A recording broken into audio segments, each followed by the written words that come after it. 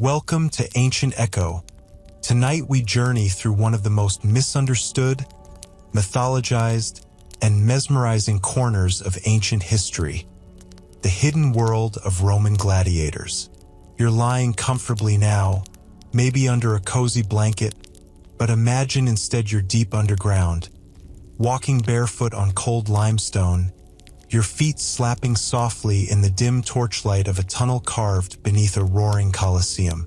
You feel the vibration of thousands above you, stomping, chanting, drunk on spectacle. You're not in a cozy bed anymore. You're in the hypogeum, the underground staging area of Rome's most famous blood sport. You're a gladiator, and spoiler, you probably won't survive this. So before we jump into the story, please take a moment to like my videos and subscribe to my channel, but only if you actually enjoy and feel comfortable with the stories I tell here. And if you're feeling social, drop your location and what time it is for you right now in the comments. I love seeing where in the world people are drifting off to sleep.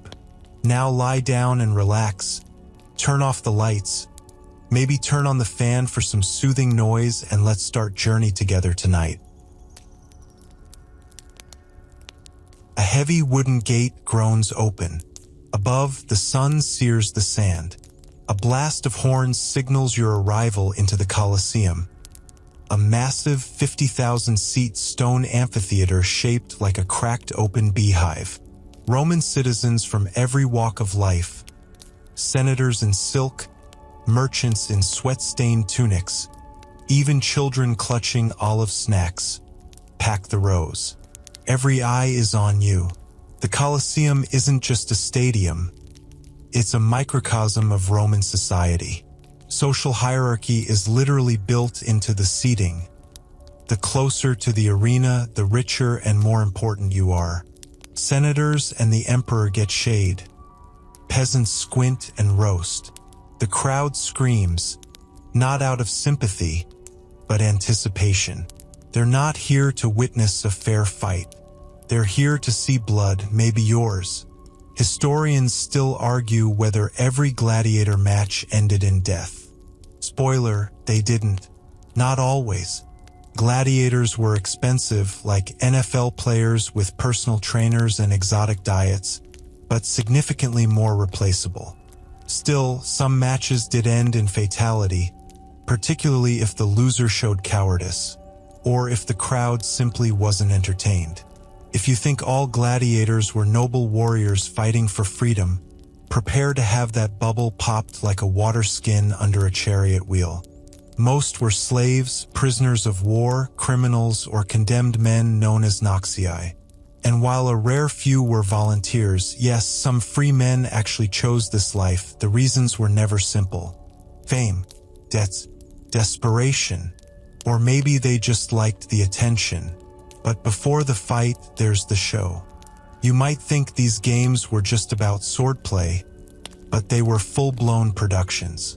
Opening acts included exotic animal hunts, called venations, where trained hunters chased ostriches, lions, or crocodiles across the sand. Sometimes the animals won. One poor guy was famously eaten by a leopard mid-performance when it leapt unexpectedly from a trapdoor. That part wasn't in the script. And just when you think it can't get weirder, here come the mythological reenactments, except real people played the gods. Ever seen someone play Prometheus chained to a rock while an actual eagle tears out his liver? Yeah, that happened. Roman audiences had unique tastes, yet beneath the spectacle lies something deeper, more telling. Gladiator fights weren't just entertainment, they were controlled chaos. Rome was an empire obsessed with order. By allowing brutality a stage, Rome reminded its citizens what happened to those who defied it. These games were morality plays, teaching through pain. The gladiator's body became a canvas for Roman power, his blood a sacrifice to the god of spectacle. And whether the audience cheered or jeered, their approval mattered. The thumb gesture, pollice verso, could mean life or death. Ironically, we're still not entirely sure which way meant what. Hollywood says thumbs down equals death, but ancient sources are frustratingly vague. Some scholars argue the gesture wasn't even a thumb at all, just a wave or covered hand. Yet another mystery lost in the dust of time. Backstage, the gladiators wait. Some meditate, some throw up. One guy is fixing his sandal strap with trembling fingers. They've trained for this moment for months, maybe years. But no training fully prepares you for a wall of noise crashing over you like a tsunami the moment you step into the light. And yet, some of them loved it. There's a word that shows up in graffiti scribbled on gladiator barracks. Suspirium polarum. The sigh of the girls. Gladiators were sex symbols. Fans carved love notes on walls, tossed flowers after matches, even bribed guards for ahem, closer encounters. Some wives reportedly swooned more for their favorite retiarius than their own husbands. Of course, the irony isn't lost on anyone. The same man who might bleed to death in the sand was also the subject of dreamy doodles in Roman notebooks. Here's a quirky tidbit. Roman cosmetics manufacturers once sold gladiator sweat, yes, real sweat, as a face cream. It was believed to boost skin health and, weirdly, arousal. Imagine your favorite influencer pitching that on TikTok. As the match begins, the crowd roars again, louder this time. Not for you, for the show, for the illusion of control. And while you wait for the first clang of steel, you might catch a glimpse of the emperor in his box. Golden wreath gleaming, wine in hand, surrounded by bored nobles pretending to care. He might save your life today, or not. Depends on his mood. Depends on whether you make a good show of dying. And so begins the hidden world of Roman gladiators. A strange cocktail of honor and humiliation, of fame and fear, where every drop of blood buys applause. Don't worry, we're just getting started. The man in the sand may be clutching a trident now, poised and sweaty, but just a few years ago he was a farmer, or a prisoner, or maybe a soldier who found himself on the wrong side of Roman justice. There isn't just one way to become a gladiator, there are several. None of them pleasant. In the early Republic, most gladiators were prisoners of war.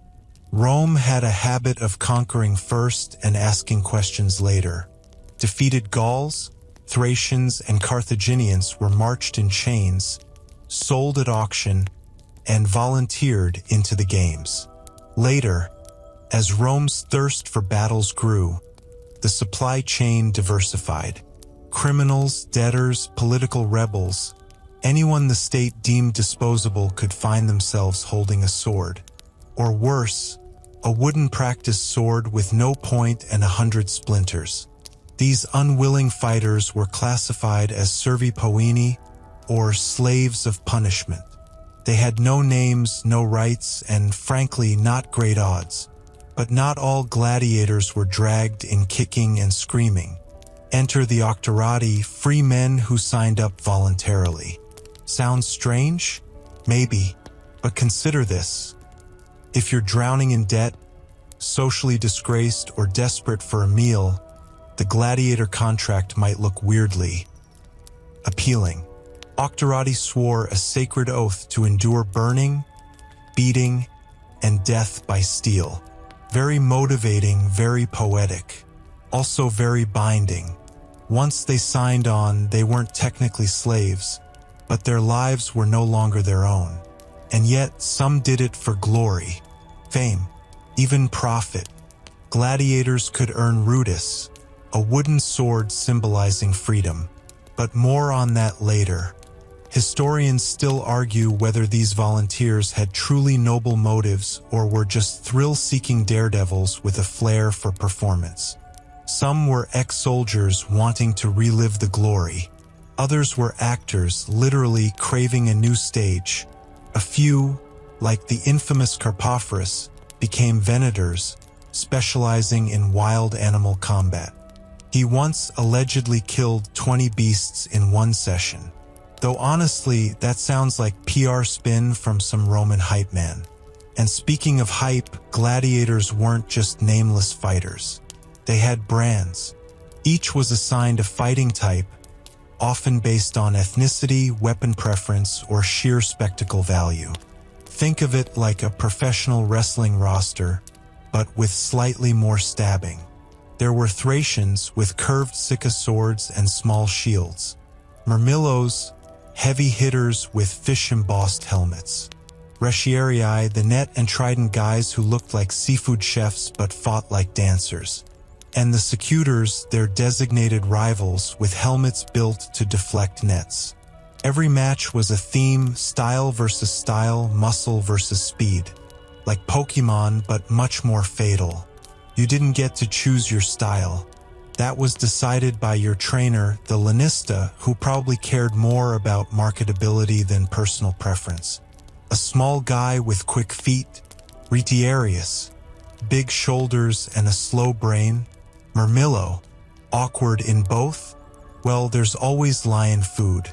Once you were assigned a type, your identity changed. You trained, lived, and bled in that persona. You wore its armor. You adapted its rhythm. Fans cheered not your name, but your fighting role. You weren't Gaius anymore. You were the Thracian, and your fate etched on a wall, beside tally marks of wins and losses. Some gladiators had dozens of matches under their belts. Others didn't make it past round one. Here's a lesser-known tidbit. Some gladiators became so famous they were immortalized in mosaics, graffiti, and even oil lamps. One guy, Flamma, refused the Rudis 4 times. That's right, he chose to stay in the arena even after being offered freedom. Why? Fame? Fear of life outside the games? No one knows.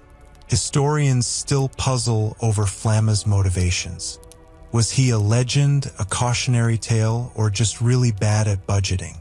Most gladiators lived in ludi, training schools that were part prison, part barracks, part gym. Run by a lanista, these schools were intense. Think military camp meets reality TV. Trainees were branded, tattooed, and often shackled at night. The walls had guards and sometimes spikes. Escape was not an option. Lanisti, by the way, were not well loved. Even in Rome's ethically flexible society, people found them distasteful. They profited off human pain, after all. One senator compared owning gladiators to running a brothel, profitable but morally icky. Still, Lanisti made a fortune, especially if their fighters survived more than 2 matches. Some gladiators had sponsors or patrons. Wealthy Romans would adopt a fighter, giving them better food, armor, and maybe even silk pillows. One emperor gifted a gladiator an entire vineyard, which, let's be honest, is a weird retirement plan for someone who spends his mornings dodging spears. But not everything was glamour. Most gladiators died within 3 to 5 years. Their average age at death was mid-20s. They rarely saw family again. Letters home, if they existed, have all vanished. But graffiti survives, scratched on school walls, arena stones, and even bathroom tiles. Some bragged, "Victor 8 times, feared by all." Others begged, "Julia, remember me." And then there were the tombs. Gladiators had their own cemeteries, often outside city walls. Some gravestones were sponsored by fans or fellow fighters. A few were hilariously blunt. One reads, "He died bravely, after tripping." Hey, not everyone gets a heroic slow-motion exit. So as the crowd cheers and your name echoes through the sand, remember this. You are not just fighting to survive. You are now part of a Roman machine, grinding out theater, punishment, and politics, one swing of the blade at a time. The gates close behind you with a thud that echoes like a final heartbeat. But the real transformation into a gladiator doesn't begin in the arena.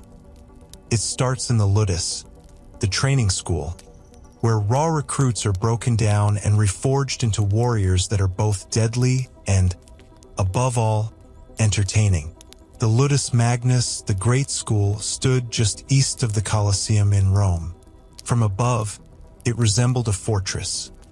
High walls, narrow windows, and a central training yard exposed to the relentless sun. But inside, it was equal parts boot camp, prison, and gymnasium. Your first week is a blur of barked orders, crude meals, and aching muscles. You're stripped of whatever name, rank, or shame you carried in with you. You're no longer a Gaul, a farmer, or a failed debtor, you're property. You sleep on a wooden bench in a room with 30 other men. If you're lucky, the lice will avoid your pillow. Spoiler, they won't. Historians still argue whether conditions in the ludi were universally brutal or occasionally cushy. Some sources suggest gladiators were treated better than common slaves. After all, dead men don't sell tickets. Others paint a harsher picture, with punishments so severe that the arena started to look like the lesser evil. The truth probably lies somewhere in the middle. Cruel enough to crush rebellion, kind enough to build a body worth betting on. Training begins at dawn with drills that would make a Roman centurion weep. Hours of footwork in shifting sand. Sword forms repeated until your arms feel like wet rope. You're paired with a doctor, a seasoned ex-gladiator whose job is to turn you into a spectacle. Not just a fighter, a performer. You learn how to swagger, how to snarl, even how to die with style. Yes, dying is part of the curriculum. You're taught to fall theatrically, to clutch a fake wound convincingly, to milk every gasp from the crowd. It's less about martial prowess and more about choreography. No one wants to watch a sloppy scuffle. They want drama, narrative, a hero, and a villain. And sometimes you're cast as both. Weapons training is relentless. Early on, you don't even get metal. You start with a rudis, a wooden sword that's twice the weight of the real thing. It's designed to build muscle, endurance, and resentment. The shields, too, are heavy replicas, dragging your arm down like an anchor. It's said that a trainee could barely lift his sword at the end of day 1. By day 30, he could crack skulls with it. Here's a quirky fact. Gladiators had surprisingly high-carb diets. Forget the modern protein obsession. These guys were known as horderii, barley men. They ate loads of beans, barley, and porridge. Meat was rare. Their bodies were thick and padded, not lean like Greek athletes, but built to absorb blows. A little belly fat could be the difference between a nasty bruise and a fatal gash. Archaeological digs in gladiator cemeteries back this up. Bone analysis from a site in Ephesus shows high levels of calcium and signs of strong, dense bones.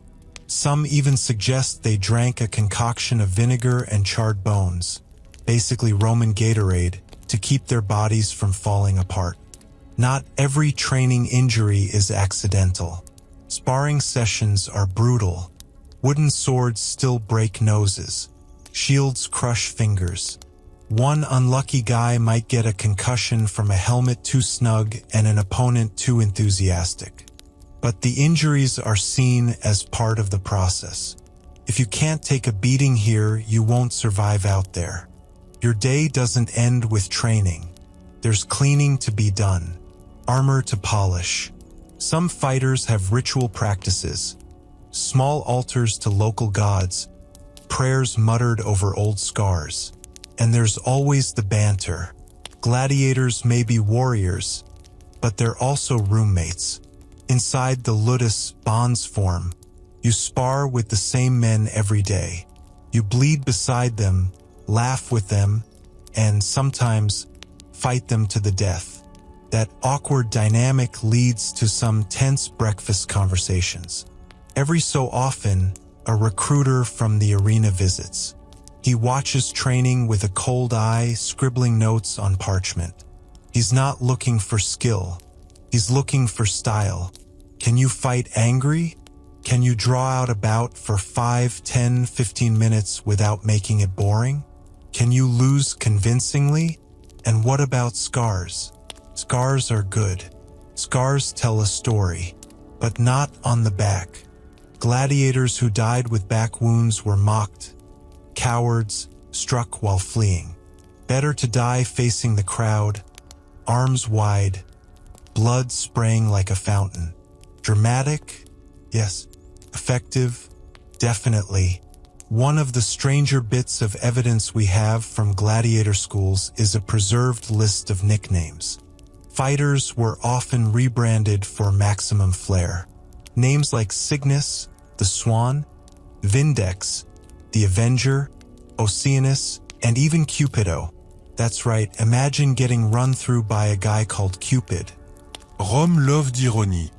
Lanisti encouraged this branding, turned their fighters into stars, and stars draw crowds. Posters were plastered around the city before major games, advertising matchups like modern boxing cards. Asterisk Oceanus versus Taurus. 6 wins each. One will not leave the sand alive. Asterisk. At the end of each week, there were practice fights. Less deadly, but no less intense. The doctors would watch, correcting form, shouting insults, occasionally stepping in with a swift kick to the shin. Lose badly and you're on cleaning duty. Win convincingly, and your odds of making the cut for an actual event go up. Still, not everyone survives the school. Some die in training. Others are sold off, considered unfit for the arena. The weakest are often passed to lower-tier games outside of Rome, provincial matches where the rules are blurrier and the doctors more likely to be bakers in disguise. But for those who rise through the ranks, the ludus becomes something more than a prison. It's a crucible. It turns the forgotten into legends, the disgraced into champions. It may chain your body, but for a lucky few, it sets your name free. And as you lie on your bunk, bruised and aching, staring at the ceiling beams that creak with the weight of dreams and regrets, you hear the city outside, the faint hum of carts, the call of street vendors, the gossip of senators who'll one day bet on your life like it's a dice roll. Sleep doesn't come easy here, but when it does, it's deep, dreamless. The sleep of someone who knows tomorrow will bring pain and applause and maybe, just maybe, glory. By now, you've spent weeks, maybe months, being whipped into shape. Your arms no longer tremble from the weight of a wooden sword. Your footsteps fall into practiced patterns, and your reflexes are sharp as the real steel blade you're finally trusted to hold.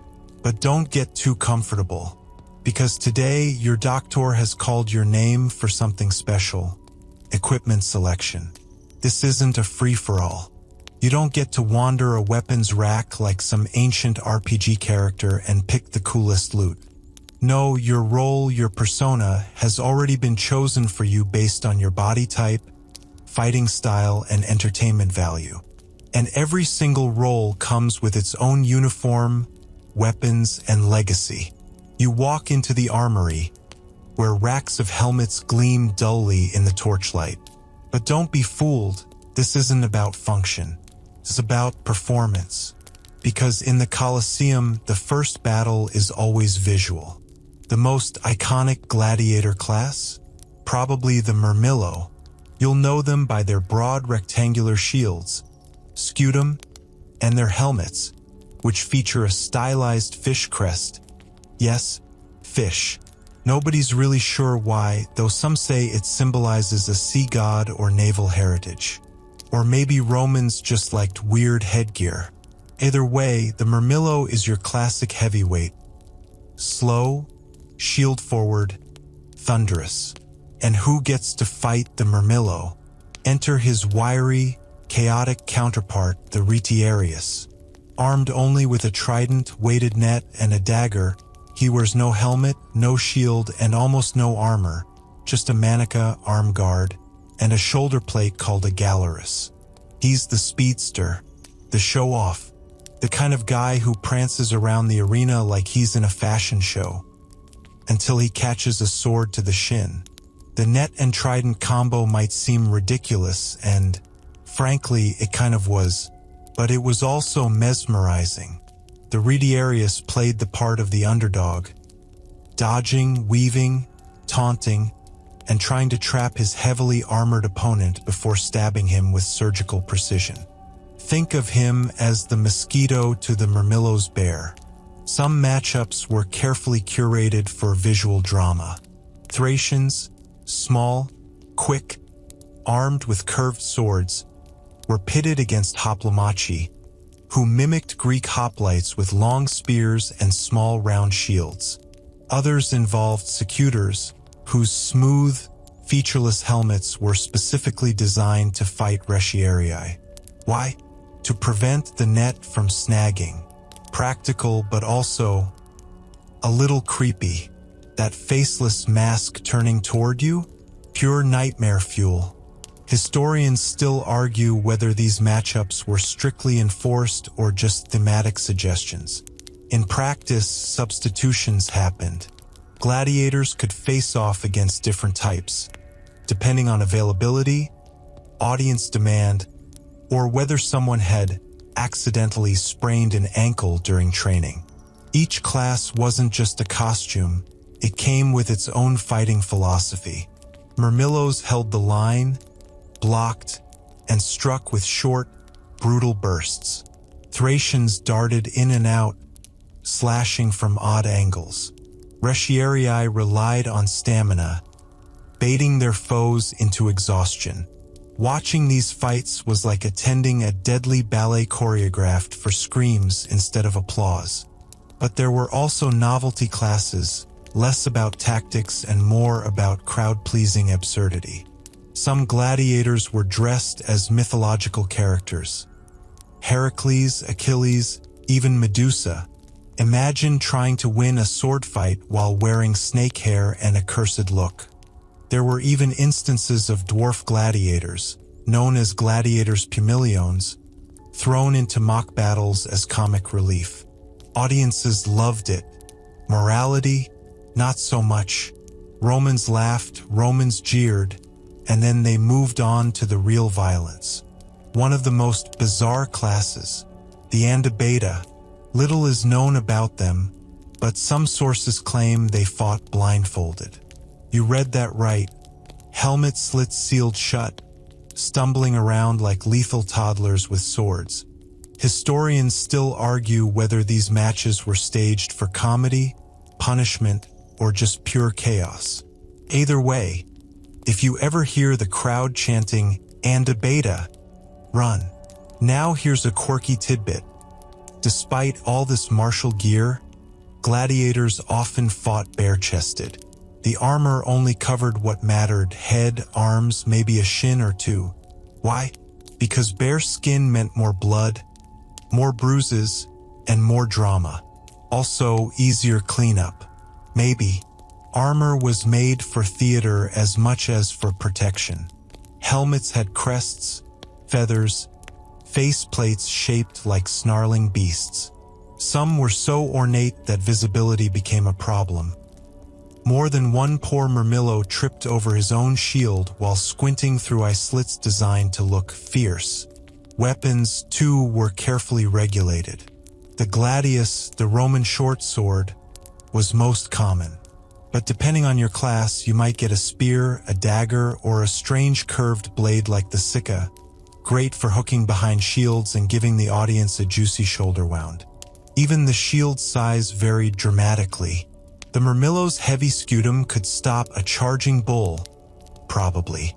The Thracians' tiny parmula? Not so much. That was the point.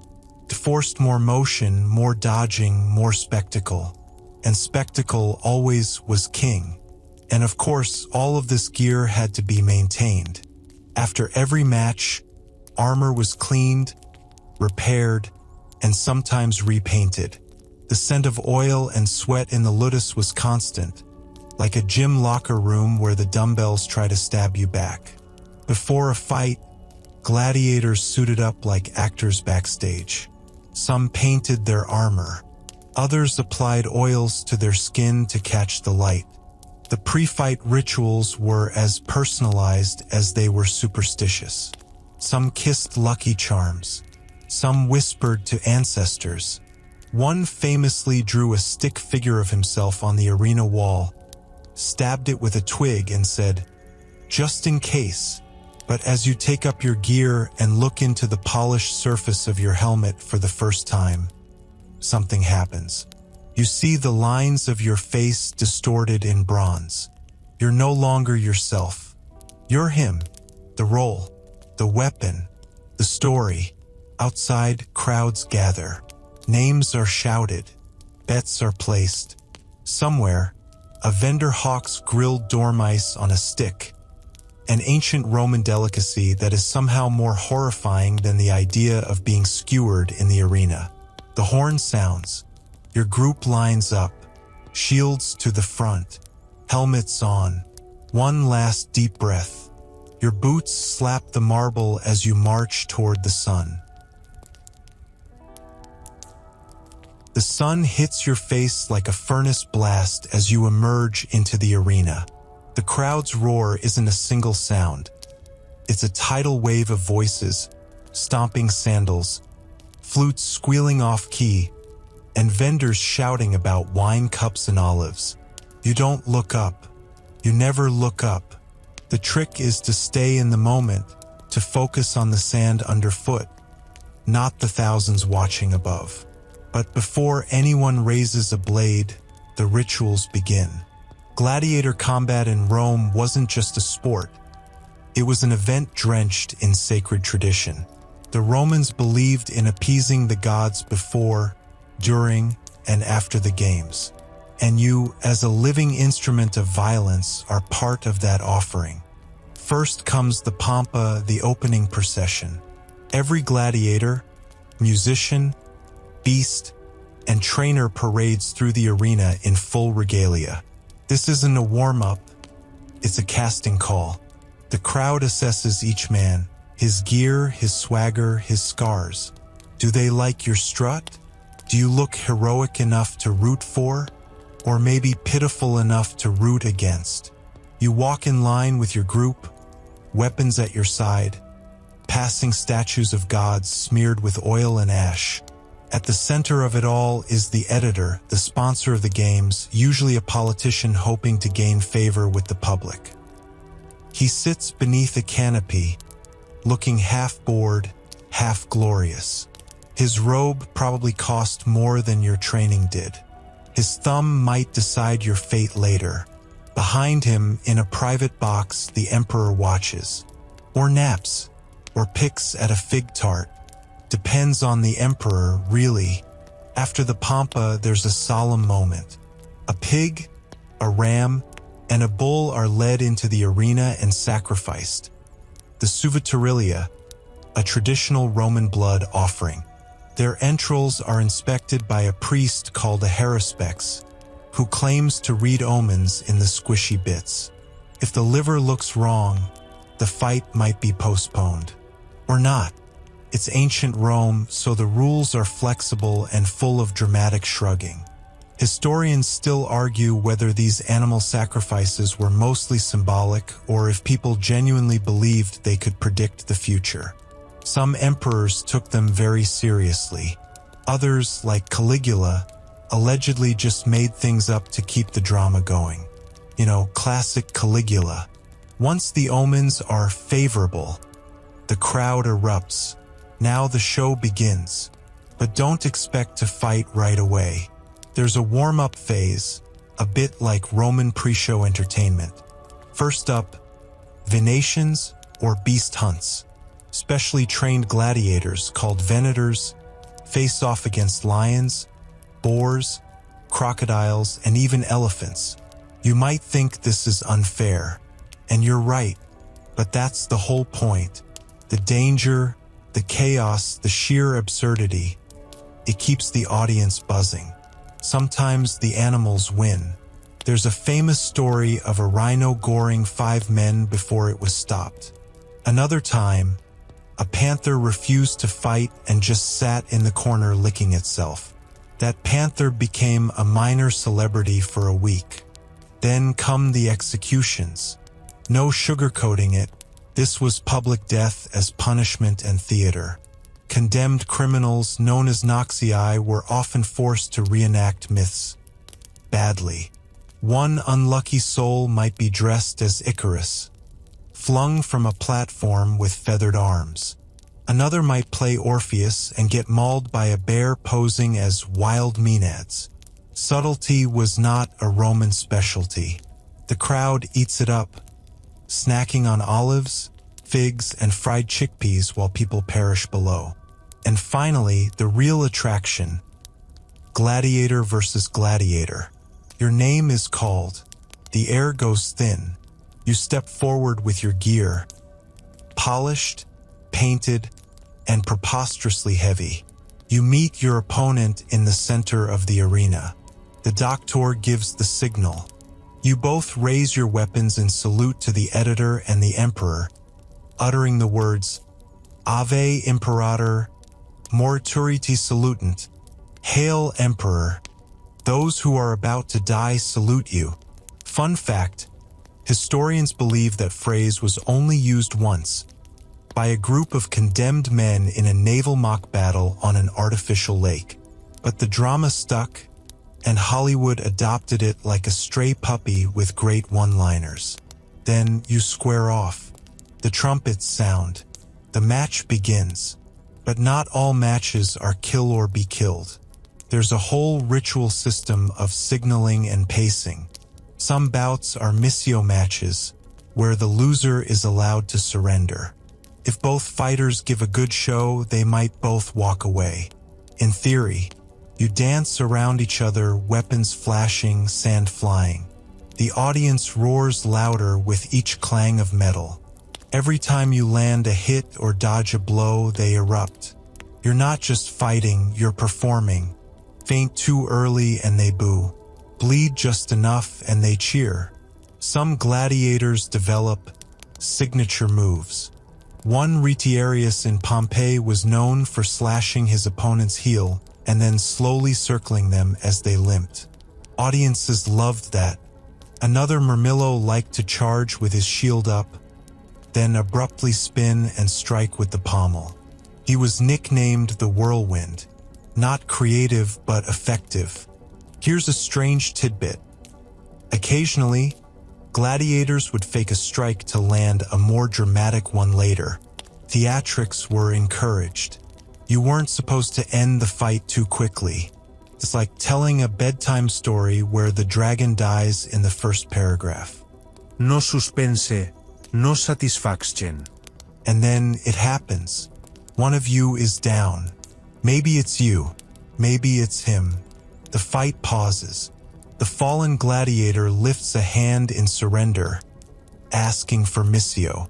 The crowd leans forward, sweaty and wide-eyed. The editor rises. Will he grant mercy or demand blood?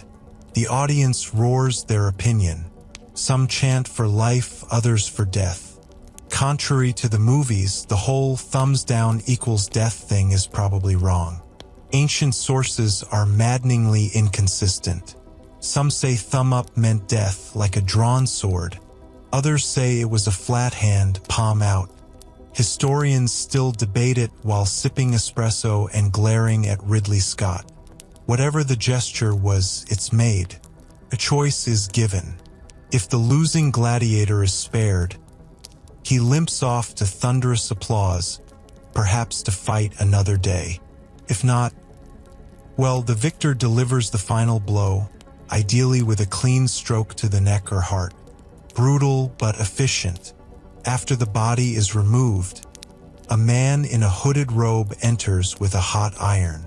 He prods the corpse just to be sure it's actually dead. Because imagine the paperwork if it isn't. The sand is raked, blood is covered, and the next match begins. Over and over. A day of rituals. A day of dust and steel. A day where gods are honored, crimes are punished, beasts are unleashed, and men become legends, or just more names on a very long list. You return to the tunnel, alive, for now, but something inside you has changed. The crowd, the adrenaline, the strange high of surviving. You know you'll be back. The blood on your arms has dried. Some of it is yours, some of it is his. Either way, it flakes off as you sit in the tunnel, exhausted, your breath ragged, your vision blurred by sweat and the echoing din of applause still crashing like surf in your ears. But you survived. And in the Colosseum, that's everything. The match you just fought had a rhythm, a strange, brutal poetry. The clash of weapons, the shouted feints, the hiss of sand under bare heels. All of it orchestrated not for survival, but for satisfaction. There's not yours. You weren't just battling your opponent. You were fighting the expectations of 50,000 people who came for a show. Some fighters collapse in tears after their first match, shaking from adrenaline, not emotion. Others erupt into laughter, euphoric and stunned by the sheer absurdity of it all. You fight to the brink of death, and now, someone offers you a wine-soaked fig. Back in the arena, the matches continue. Let's zoom in for a moment on one of the greatest matchups recorded in graffiti. Verus versus Priscus, two legendary gladiators who faced off in the Colosseum during the grand opening games under Emperor Titus. The poet Martial described the bout as so evenly matched, so beautifully fought, that after a long and exhausting battle, both men were declared victors, awarded their freedom and the famed wooden sword of release, the rudis. It's one of the rare recorded instances where the spectacle overwhelmed even Rome's appetite for blood. The crowd roared not for a death, but for a double redemption. Miraculous, historic, and frankly, great marketing. That's the thing, these fights were emotional theater. Sometimes tragic, often brutal, occasionally triumphant, but always intentional. The arena wasn't random violence. It was a choreographed chaos. The doctors trained their men to control tempo. A quick kill might displease the crowd. It was over too soon. Draw it out. Make it tense. Show visible wounds, sweat, fatigue. Let the audience feel the cost. Only then was a match considered good. Some gladiators were masters of this emotional manipulation. They would fake weakness, staggering back to bait their opponents into overconfidence. Then strike with precision, flipping the narrative and flipping the crowd into a frenzy. Others leaned into roles. The proud Thracian, the merciless Murmillo, the sly Retiarius. They knew how to die dramatically, arms flung wide, face turned to the heavens as if asking the gods themselves, "Was I not entertaining?" Of course, not all fights were equal. Sometimes you were matched against a wounded or lesser-trained opponent. A warm-up act. The crowd could tell, and they judged you for it. No one cheered a mismatch. They wanted stakes, danger, narrative. They wanted to believe that at any moment, the tide could turn. Here's a quirky tidbit. Audience members often brought wax tablets and scribbled quick notes or poems about the matches, sometimes even drawing crude portraits of the fighters. Think ancient fan art. One tablet found in Pompeii reads simply, "Celadus the Thracian makes the girls sigh." That guy clearly had a fan club. Meanwhile, higher up in the stands, the political theater unfolded. The emperor, seated in his shaded imperial box, used the games to send signals. Applause for mercy suggested benevolence. A thumbs down, or whichever version of it existed, showed strength. The people watched him almost as much as they watched the fights. His reactions were the real headline, and nearby sat the editor, the man footing the bill. Usually a senator or wealthy patron, he used the games to curry favor. The bigger the spectacle, the louder the cheers, the more public love he earned. Some even borrowed absurd sums to fund games, hoping the political payoff would outweigh the debt. But behind the scenes, bribes, deals, strategically arranged fights. Even gladiators with losing streaks could be propped up if they had the right look or enough fans. The Colosseum may have reeked of sweat and sand, but politics soaked every inch of it too. Historians still argue whether matches were ever truly rigged. Was a loser sometimes chosen in advance? Did sponsors influence outcomes for narrative purposes? The lack of definitive records means we can only speculate, but in a society where image was everything, it's not hard to imagine some fights leaning theatrical. And when a fight was over, there were protocols. A victorious gladiator might circle the arena, raising his arms, inviting cheers like waves crashing over his bruised body. He would then approach the pulviner, the emperor's dais, for formal recognition. If the match had been impressive, he might receive a palm branch symbolizing victory. If it was truly extraordinary, he could be granted a gold crown, cash, or even a lavish meal. And if he'd earned enough favor over time, freedom, the rudis. Imagine holding that small wooden sword in your hands, your arms still trembling from combat, and realizing that it means the chain is broken. You are no longer a gladiator, no longer owned. You walk out of the arena not as a killer, but as a legend. But such endings were rare. More commonly, the loser is dragged off by attendants dressed as Sharon, the ferryman of the underworld. Sometimes they carried hammers to ensure the loser was truly dead. The crowd didn't blink. Another match would begin in moments, and so the cycle repeats. By the end of the day, the arena is a mosaic of footprints, bloodstains, and dropped feathers from ceremonial helmets. The sand is raked smooth, covering the violence like a reset button. A few drunk spectators are still shouting about the final match. One has fallen asleep holding a meat skewer. A child asks her father why that man cried after winning. He doesn't have an answer. You, meanwhile, are back in the tunnel, not just alive but cheered. A few of your bruises have gone dark purple already. Your left wrist might be sprained, but you're still walking. Back in the ludus, the other fighters nod at you. Nothing dramatic, just a quiet look that says, "You made it for today."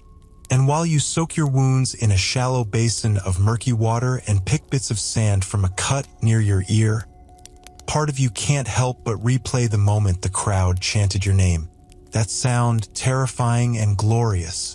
You tell yourself you hated it, but a part of you knows better. Even in a city bursting with temples, taverns, and thermal baths, a gladiator stands out. You walk the streets of Rome now not as a nobody, not as a slave, but as something stranger, a walking contradiction. You are still owned but adored, still expendable but envied, a killer by trade, but a sex symbol to half the city. Fame in ancient Rome is a fickle beast, and for the gladiator, it comes cloaked in whispers and stares. When you step out of the ludus on your rare days of freedom, closely watched, of course, people notice. Children imitate your sword strokes in the dust. Vendors call out your name, offering free dates or a splash of watered wine. Women lower their veils just enough to glimpse your face. Some even write you love notes on scraps of cloth and toss them through the ludus gates. And the graffiti, oh, the graffiti. Walls across the city are scrawled with praise. Crescens the net fighter is the delight of the girls, one boasts. Another, Secundus, the murmillo, makes hearts flutter. Sometimes the adoration is poetic, sometimes awkward, and occasionally very specific about certain anatomical advantages. All in vivid Latin. There's a strange intimacy in it all. The crowd sees you nearly naked, bloodied, roaring beneath a crested helmet, and they think they know you, that you're a hero, a rebel, a warrior god from the sand. But here's the irony. As your fame grows, your freedom does not. You can't go wherever you want. You can't own land or legally marry. You're still bound by the Lannista's rules. This paradox made gladiators both beloved and feared. They were invited to elite parties but expected to behave like pets. They were honored in poems but denied basic rights. They were, in short, celebrities with shackles. Historians still argue whether this adoration ever translated into real power. Could a popular gladiator influence politics? Probably not. But he could influence people, and in a city as combustible as Rome, that was dangerous enough. Emperors noticed. Julius Caesar famously wept when a popular gladiator died, and even held private matches for friends. Caligula had favorites, lavishing them with gifts.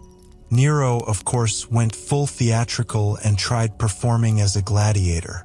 He wore padded armor, refused to fight real opponents, and still declared himself undefeated. Classic Nero. But most emperors viewed gladiators as tools, useful for controlling public moods. Offer them games and they forget the grain shortage. Give them blood and they forgive bad legislation. It worked, until it didn't. Meanwhile, among the upper classes, gladiator fever became a genuine social phenomenon. Women from elite families were known to bribe their way into gladiator lodgings. Affairs happened. Some gladiators were even rumored to father children with noblewomen. This horrified Roman traditionalists, who believed such unions were not only scandalous but biologically absurd.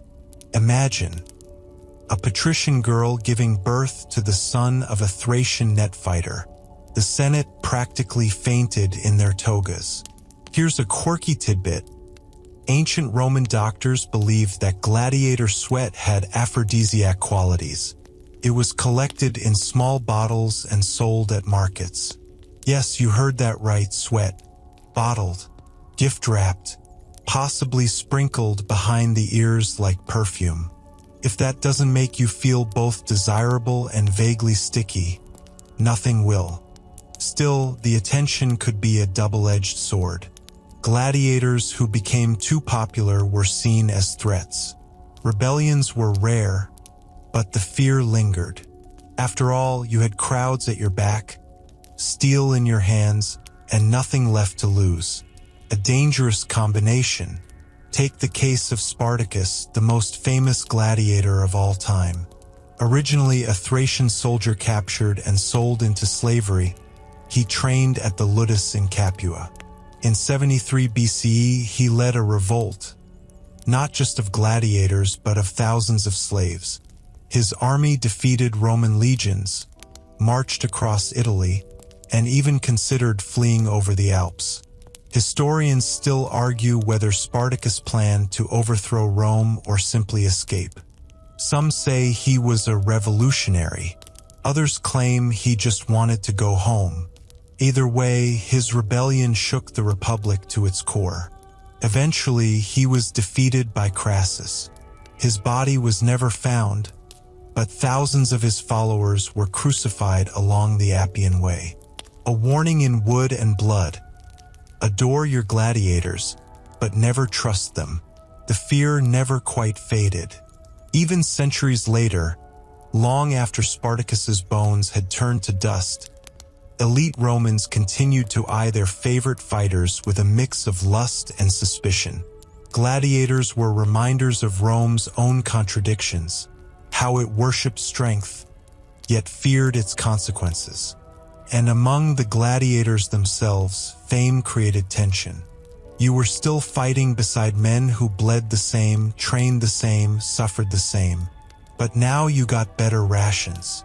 You got the crowd's cheers. You got letters from mysterious admirers sealed with perfume. Resentment brewed.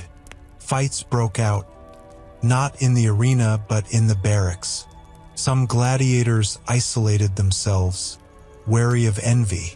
Others flaunted their popularity, strutting like peacocks. A few lost their edge entirely, believing the stories about themselves, until a blade reminded them that applause doesn't stop a spear. And then there were the fans. Not all admirers were distant or romantic. Some were obsessed.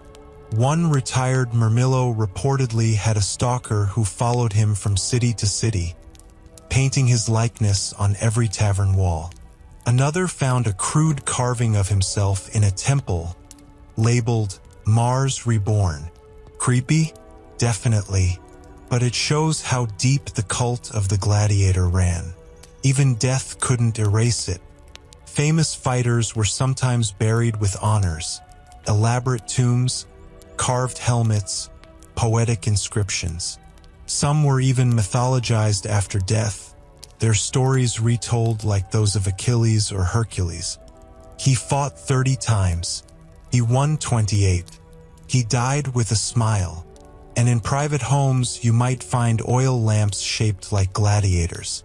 Tiny statues, mosaics, a frozen lunge captured in tile forever. Not gods, not men, something in between. So you, dear fighter, lie in your bunk tonight, the noise of the city drifting in. Your body aches, your lip is split, but tomorrow, someone will whisper your name again. Scribble it on a wall. Imagine you in their dreams. And maybe, just maybe, you'll start to believe it yourself. Fame in Rome is fickle. One day, you're the champion of the sands, toasted in taverns and whispered about behind silk curtains. The next, you're limping out of the arena with a dislocated shoulder and a crowd too distracted to care. Because in the Colosseum, everyone falls eventually. Your first real injury doesn't come with a flourish. There's no slow-motion moment, no glorious camera pan. Not that cameras exist, of course. But if they did, you'd definitely have a dramatic close-up. No, it's a simple twist of the ankle mid-dodge. You go down hard. Your opponent hesitates, then doesn't. The match ends quickly. You don't die, but you lose. The crowd murmurs, unimpressed. You're dragged out through the gate of life with more sand in your mouth than dignity in your step. Welcome to the quiet fall of a gladiator. The Ludus Infirmary is a cramped, reeking room filled with the scent of old blood, cheap wine, and boiled herbs. A bald Greek with a missing thumb wraps your leg in linen and mumbles a half-hearted prayer to Asclepius. You're lucky this time, but the truth is the human body isn't built for repeated combat. And every scar, every fracture, every twisted joint brings you closer to the end. Still, you're patched up, sent back to train, and reminded gently, sarcastically, that even the best stumble. But if it happens again, well, the lanista might start thinking differently. See, you're an investment, a walking paycheck, and if you can't perform, you're a financial liability.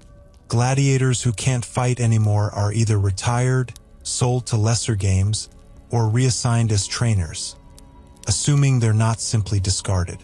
Some go willingly, others resist, trying to claw their way back into the lineup. They wrap splinted arms in leather, grit their teeth, and step back into the yard before the bone is even set. Pride is a dangerous thing. Here's a quirky little twist.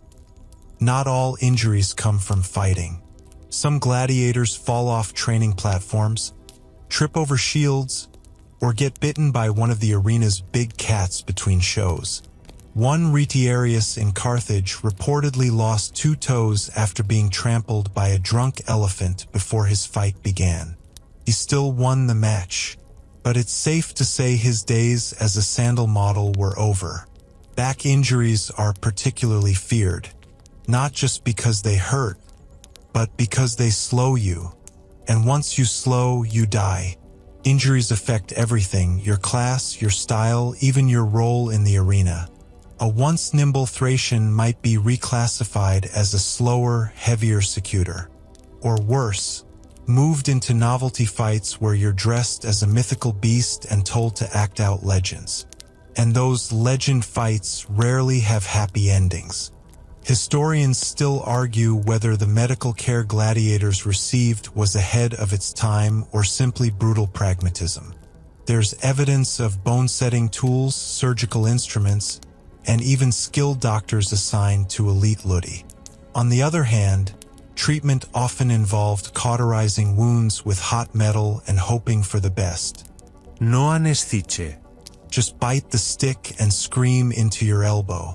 But you can't rest forever. The doctor prowls the yard, noting your recovery. If you take too long, the whispers begin. He's soft. He's scared. He's done. And yet, sometimes out of nowhere, redemption happens. A comeback match is arranged. Low stakes, smaller crowd, but the nerves are worse than ever. This time, you don't fear death, you fear failure. You fear silence, that quiet, crushing absence of applause. But somehow it clicks. You parry cleaner than you remember. You move smoother. Maybe it's the fear sharpening your instincts. Maybe it's muscle memory. Or maybe, just maybe, it's that strange new layer of hunger beneath the pain. Because once you've fallen, once you've tasted being forgotten, you fight not just to win, but to matter again. You win the match, barely, but the crowd notices. The emperor doesn't rise, but he smiles. The editor nods. The applause is cautious, polite, but it's there. And in Rome, a little applause is all you need to rebuild a legend. Still, the threat of decline never leaves. You start training smarter, learning how to end fights faster, how to avoid flashy risks. Some veterans develop a sixth sense, knowing when to let the crowd think you're losing just enough to turn it around at the last minute. A bloodied arm buys you drama. A well-timed feint buys you survival.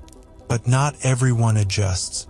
The arena is littered with the broken ambitions of those who refuse to adapt. Young firebrands, once hailed as prodigies, now sweep sand and polish shields for newer stars.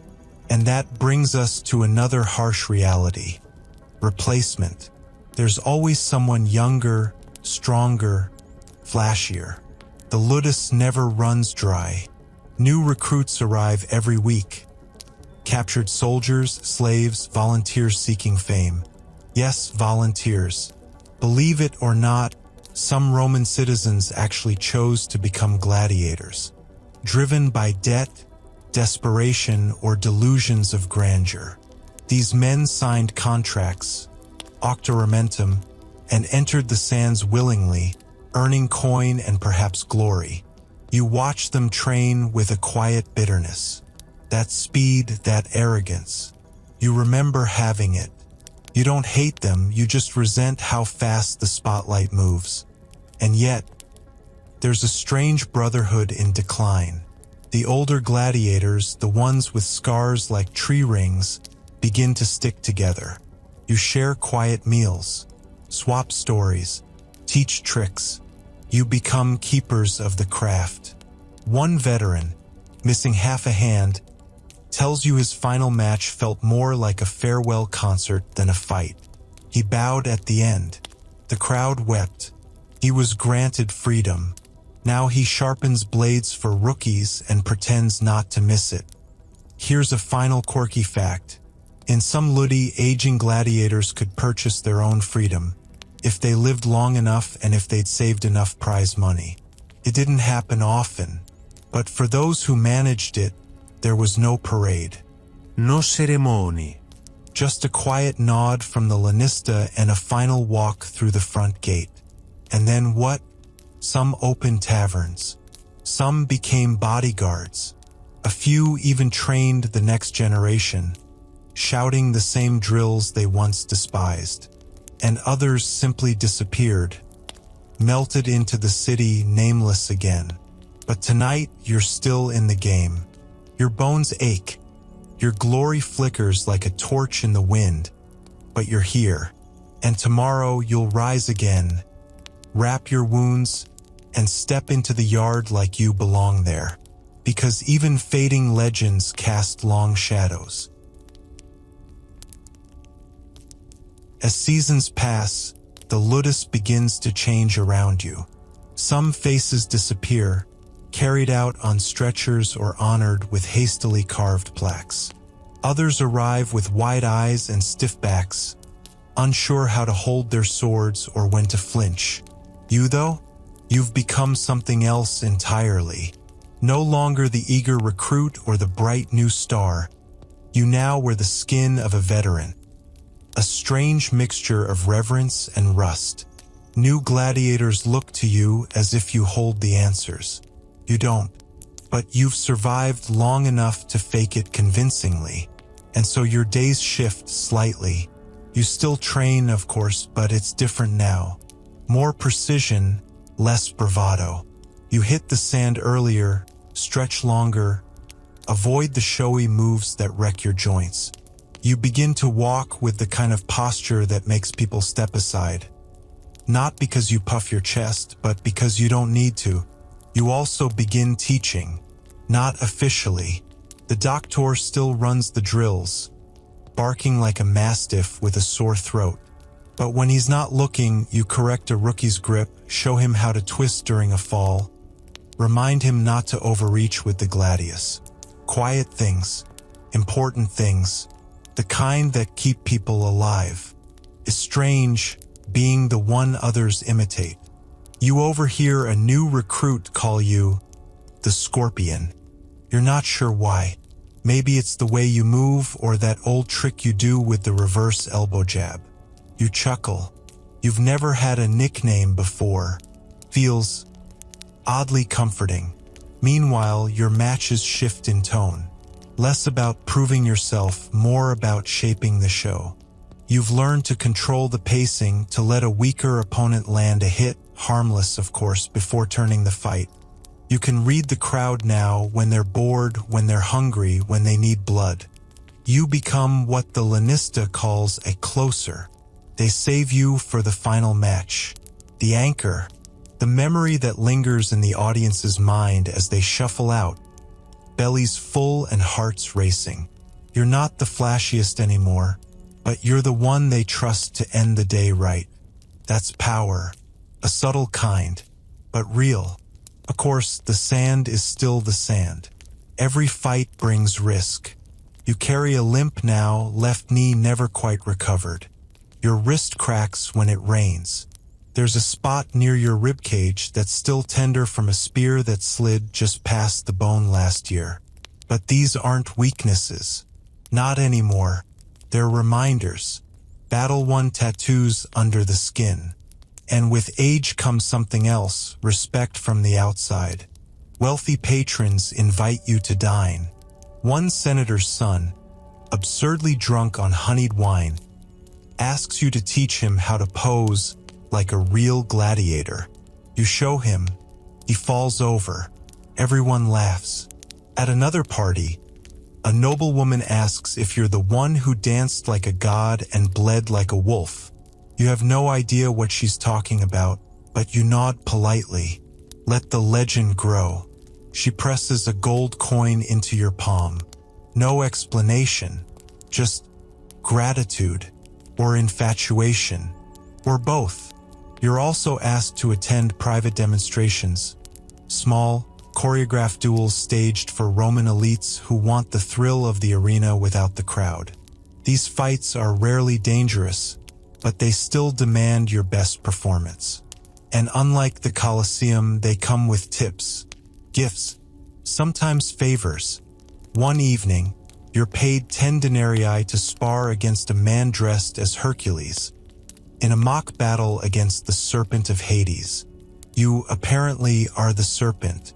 You roar dramatically, spin through the air, and get vanquished to uproarious applause. The next day, your knees remind you that serpents don't usually land on their backs. But the coin is good, and coin means choice. You start saving. You ask the lanista what it would cost to buy your freedom. He doesn't laugh. Instead, he leans in and mutters, "Keep fighting like that, and we'll talk." That's the first time it feels real, that this life might have an end that isn't a wooden sword through your gut. You also begin spending more time with the dead. It's not as morbid as it sounds. Gladiator cemeteries dot the edges of Rome, humble plots beneath shady olive trees. You help bury a fellow fighter once, digging the earth with slow, practiced strokes. His name was Felix. He had a lopsided grin and the loudest laugh in the ludus. He took a spear to the throat in a warm-up match. You carve a small stone for him. Just a name. No dates. You can't remember when he arrived. You're not even sure how old he was. No one is. Historians still argue whether gladiators formed real communities. Were they brothers in arms, or just rivals bound by common fate? The truth, like most things in Rome, is complicated. You trained together, bled together. You fought side by side and sometimes against each other. Love and resentment lived in the same breath. But over time, you start looking out for one another, warning the new ones, watching for signs of fear, patching armor before matches, sharing bites of hard bread and dried figs. It's not camaraderie as much as shared gravity, a pull you all feel towards something dark and inevitable. And you write, maybe not full sentences, your Latin is passable, not poetic, but you scratch a few words on wax tablets. Names. Moments. A match you want to remember, a move you're trying to perfect, a thought about what it might be like to live beyond the walls, to wake up one morning and not smell iron and vinegar and blood.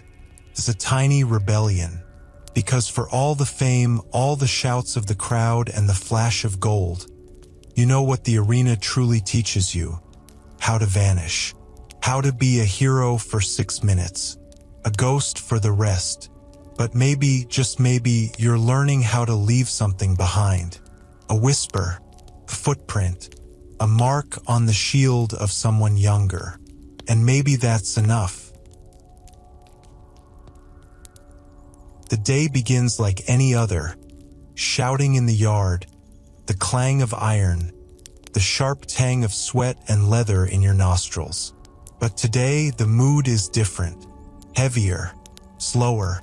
You feel it in the way the doctor barks his orders, in the way the lanista keeps checking the sky, as if thunder might suddenly tear it open. You know what's coming. Everyone does. A special match has been announced. Not a usual pairing, not one of the fast-paced novelty duels or beast hunts. No, today is a spectacle. A hand-picked fight for the emperor himself, hosted in the Grand Colosseum with all the fanfare Rome can muster. And you are on the list. Your opponent? A foreigner. A Nubian gladiator known as Kush, towering and fast. His body carved like a statue and his style unpredictable. You've never faced him, but you've watched. He's good. Very good. But today, the fight is not about winning. It's about legacy. As you prepare, oiling your arms, inspecting your armor, you find a strange calm settling in. Not the adrenaline-sharpened edge of battle, but the clarity of acceptance. You've walked through these rituals so many times that your body knows the rhythm. Your heart doesn't race. It just waits. The Colosseum is packed. Tens of thousands screaming, laughing, betting, sweating under linen awnings. The emperor sits in his elevated box, draped in white, his hand resting on a cushion embroidered with tiny lions. Around him, nobles sip watered wine and lean in as if watching a chess match between gods. You step into the sand. The heat coils up from the ground like breath. Kush enters from the opposite gate, his helmet under his arm, his eyes locked on yours. He nods just once, a small, sharp acknowledgement. This isn't personal. It never was. You both raise your weapons, salute the emperor, the editor, the crowd. The trumpet blares, and it begins. The opening strikes are careful, measured. Both of you know what's at stake, not just survival, but performance. Every movement is watched, weighed, judged. You circle, feint. He lunges. You parry. Sand kicks into the air. The crowd gasps. He's fast and tall, but you're clever. You draw him close. Let him overextend. Use your shoulder, your weight, your scars. Minutes pass. Maybe 10. Maybe 40. Time is elastic in the sand. At some point, you both slow. Not from fatigue, but from respect. This is not a brawl. This is a ballet of bone and blade. Each of you has danced this dance too long to waste it on brute force. And then he slips. You see it before he does. The twitch in his ankle, the lean too far left. You pivot, drive forward, and the crowd erupts. Your blade catches the side of his breastplate, sends him sprawling. He falls but rolls, comes up swinging. He's grinning. You're both grinning. The absurdity of it. The joy of still being good. But eventually, one of you must fall. It's him. A sweep, a strike, a twist, and he's on his knees. His blade skitters across the sand. He breathes hard, chest rising and falling like a stormy sea. He doesn't raise a hand. He doesn't beg. He simply kneels, waiting. Now comes the ritual. You turn to the emperor. You lift your blade and wait. The crowd roars, divided. Half shout for mercy, the other half for death. The emperor leans forward, considers, raises his hand, and turns his thumb sideways. Not up, not down, just a flicker of ambiguity. Historians still argue what that gesture meant. Was it a choice? A warning? A way of saying, you decide? You make your choice. You lower your blade. The crowd cheers, not wildly, but with a slow, swelling rhythm. A chant begins. Not your name, not his, just one word, Virtus, courage. You offer Kush a hand. He takes it. You pull him to his feet, and the two of you stand there, side by side, sweat-soaked and breathing as one, beneath the golden sun and the unblinking gaze of Rome. Later, back in the ludus, you sit in silence. You won, again, but it doesn't feel like before. There's no rush, no giddy shock, just a weight, heavy but warm. You begin to wonder if this was your last fight. You've survived so many. Your body, though battered, still obeys. Your name still echoes in the arena halls. But something inside you whispers, it's enough. The lanista visits you. He's quiet for once, offers a small nod, then something wrapped in cloth. You open it. It's a rudis, the wooden sword, symbol of freedom. It's not ceremonial, not gilded, just smooth ash, sanded by hand. You hold it like it might disappear. He says nothing, just walks away. You stare at it for a long time. Later that night, you sit outside under the stars. The ludus is quiet. The younger fighters sleep. Somewhere, someone is singing. A soft, off-key lullaby. You think of the first time you walked into the yard, of the first blade you held, of the first name the crowd ever shouted. You think of all those who didn't make it, and those who did. You run your fingers along the wooden blade, not heavy like iron, no edge, no blood, just the weight of memory. And for the first time in a long time, you dream of a future. No matches, No armor. just a quiet house, maybe by the coast, a garden, a child laughing somewhere out of sight.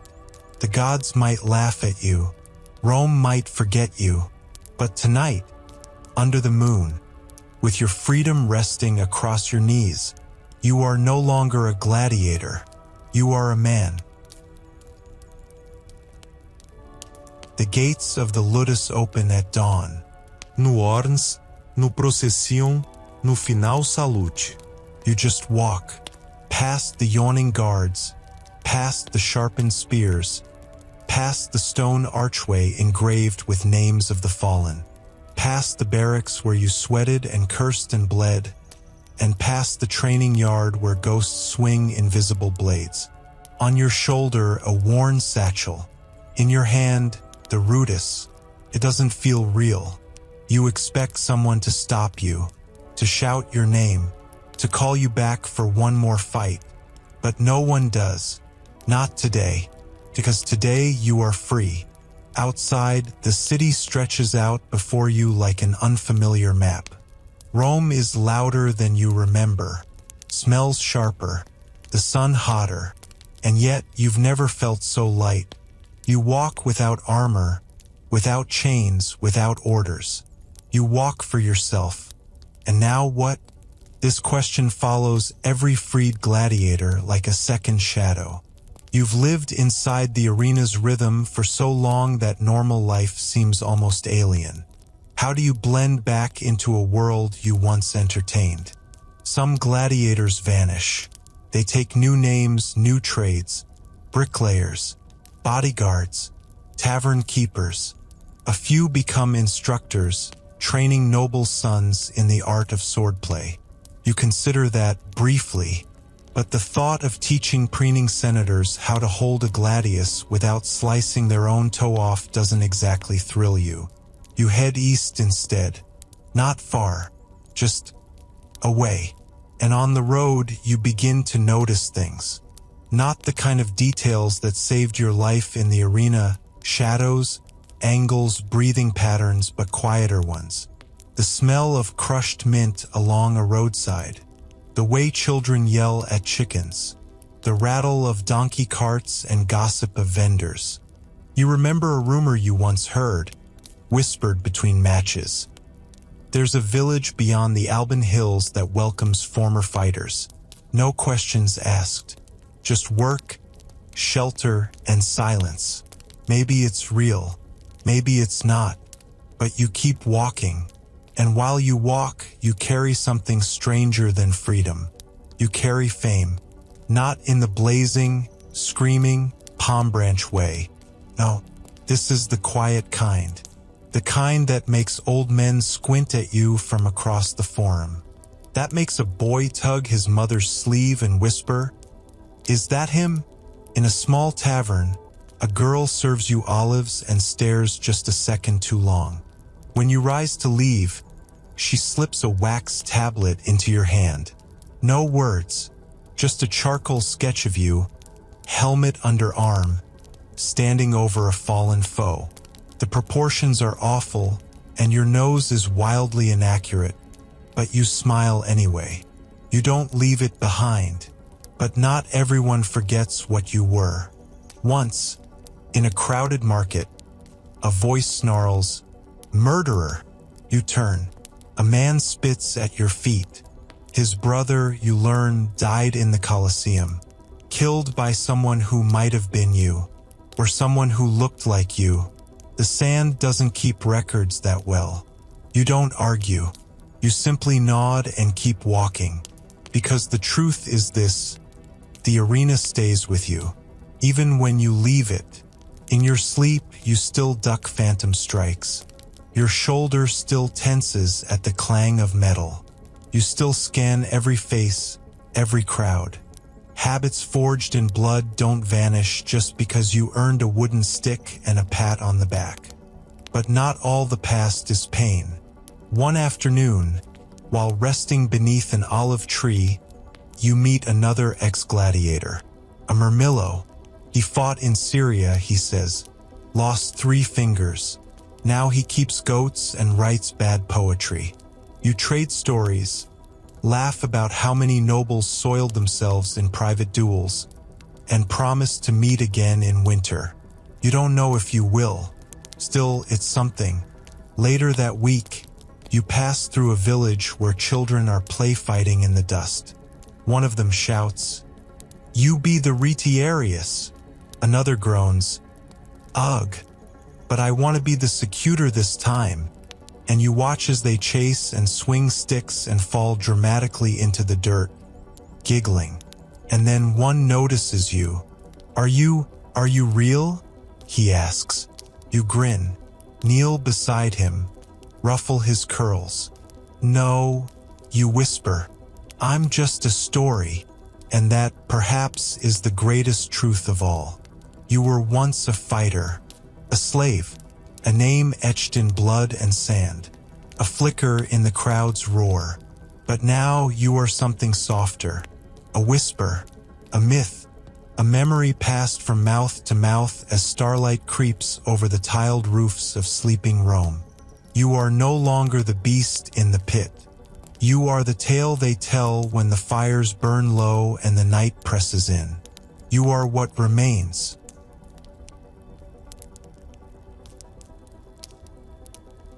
And now, dear listener, the arena fades. The crowds grow quiet. The torches are extinguished, and the great Colosseum rests beneath the stars, its stone bones humming with the echoes of 10,000 cheers and 10,000 silences. Let the sand drift away. Let the armor grow still. There's no need to fight anymore. Nos fortes, nos shields, nos judgments. Only breath. Slow now. The kind of breath that fills the lungs like a breeze through olive branches. The kind that settles your limbs, loosens your shoulders, draws warmth into your chest like a blanket laid by a friend. Tonight, you are not a warrior. You are not prey or predator. You are safe. Let your thoughts wander gently, like a retired champion walking through a quiet orchard at dusk, unbothered, unseen. No one is watching now. The story has been told. The torches have gone out. And yet, somewhere in the dark, someone remembers your name. Perhaps not clearly, perhaps not at all. But the shape of you lives in the whispers of history, in the breath between sentences. You fought. You survived. You walked away. And now the only thing left to do is rest. Let sleep take you softly. Let the world blur. Let the crowd's final cheer fade into wind, into silence, into dreams. Good night, warrior of Rome. Good night, legend.